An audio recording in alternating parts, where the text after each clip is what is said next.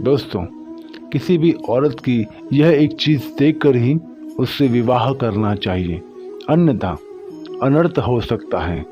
पुरुष के जीवन का विनाश हो सकता है। जो पुरुष स्त्री की इन चीज़ों को देखकर उससे विवाह कर लेता है, उसे जीवन भर दुख भोगने पड़ते हैं।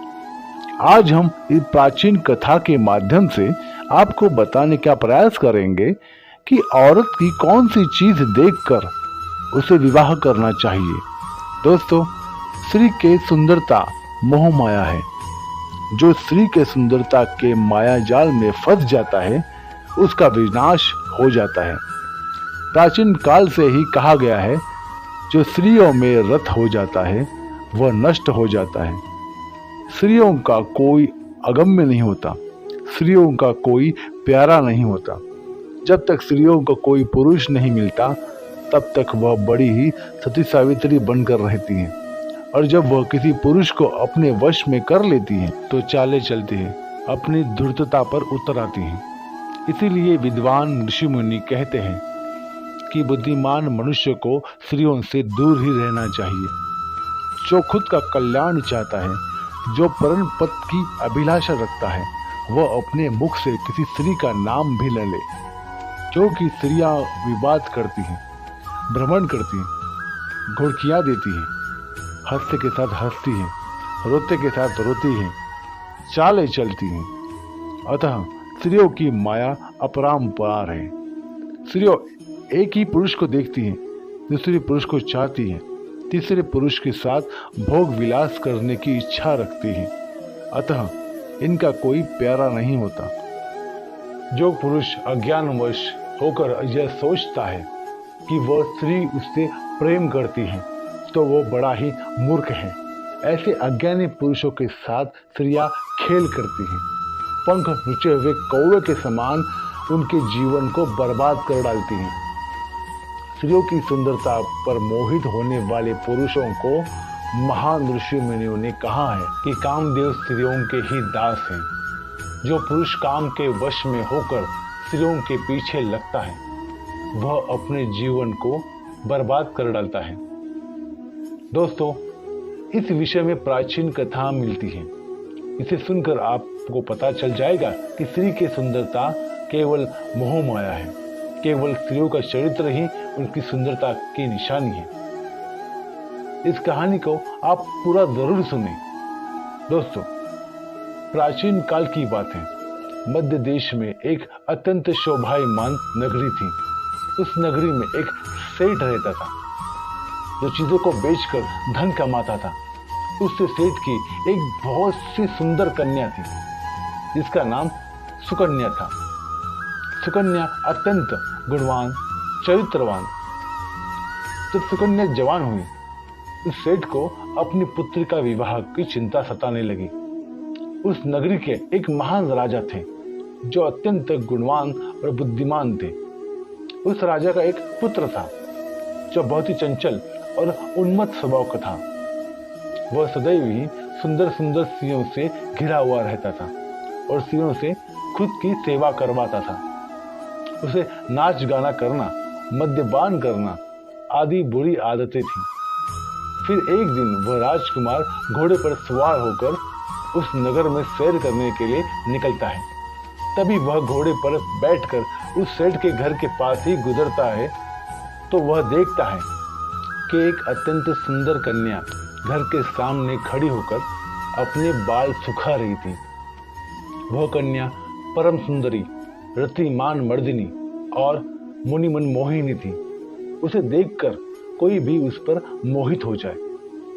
जब राजकुमार ने उस कन्या को देखा, तो वह मंत्रमुग्ध हो गया, उस सुंदर कन्या पर मोहित हो गया।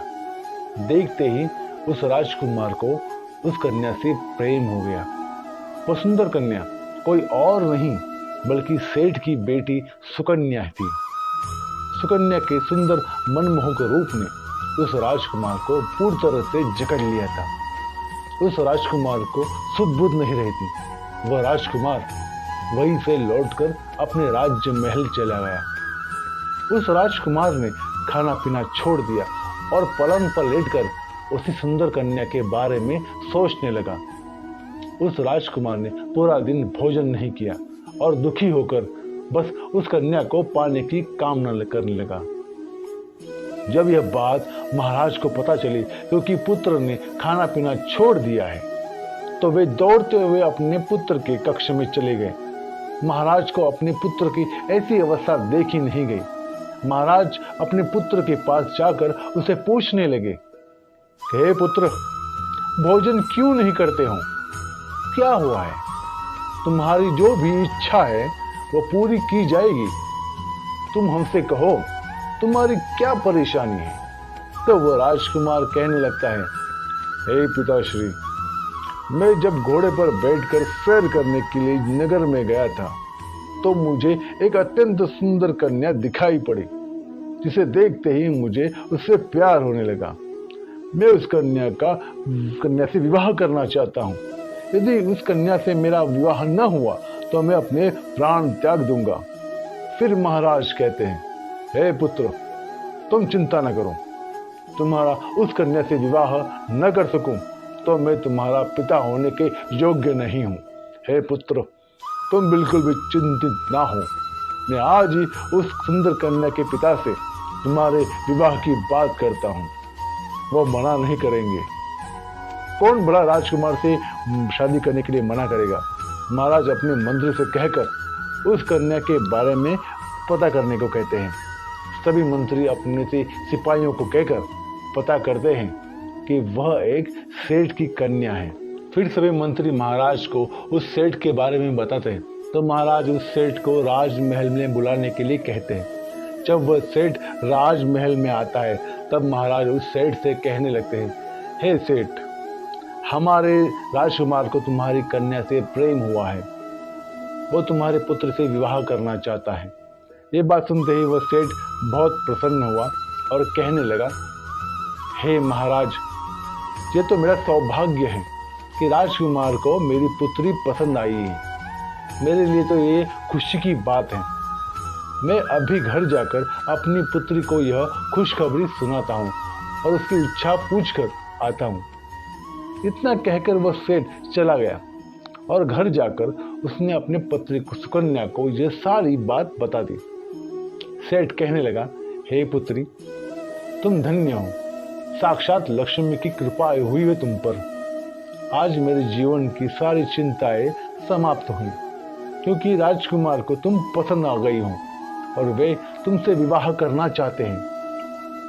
इतना सुनकर सुकन्या आश्चर्य में पड़ जाती है और उससे सारी बात समझ में आती है। सुकन्या को पता होता है कि राजकुमार को उससे प्रेम नहीं है, बल्कि उसकी सुंदर रूप से प्रेम हो गया है और वे उसके सुंदर रूप को पाना चाहते हैं। फिर सुकन्या अपने पिता से कहती है, हे पिताश्री, यदि आपको भी यह रिश्ता पसंद है तो मुझे भी पसंद है। मैं आपकी आज्ञा का पालन करके राजकुमार से विवाह कर लूंगी, किंतु मुझे राजकुमार से एक बार मिलना है। इसीलिए आप जाइए और राजकुमार से कहिए कि वे अगले सोमवार को मिलने के लिए आ जाए और वे चिंता ना करें, मैं उनसे विवाह अवश्य ही करूंगी। वे सब चिंताओं का त्याग करके भोजन ग्रहण करें। फिर वह सेठ राजमहल में जाता है और ये खबर राजकुमार को सुनाता है।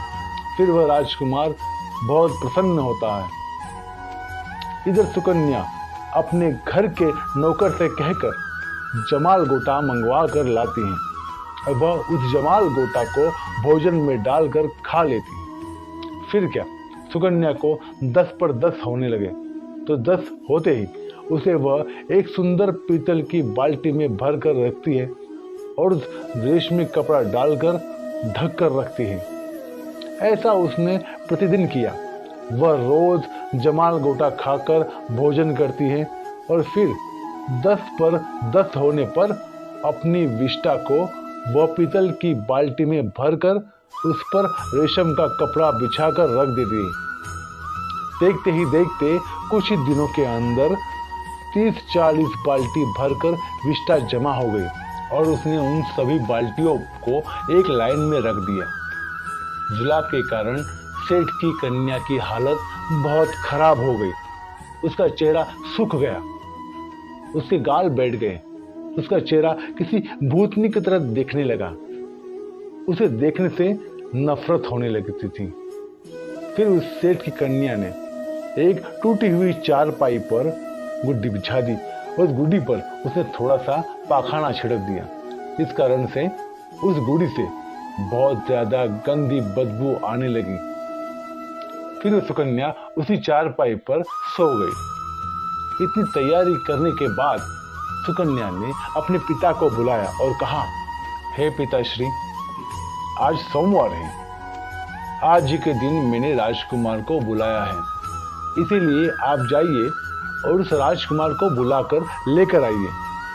फिर वह सेठ राजमहल जाता है और वह बड़े प्रेम से उस राजकुमार को प्रार्थना करने लगता है, हे राजकुमार, आज के दिन मेरी पुत्री ने आपको मिलने के लिए बुलाया था, कृपया आप हमारे साथ चले।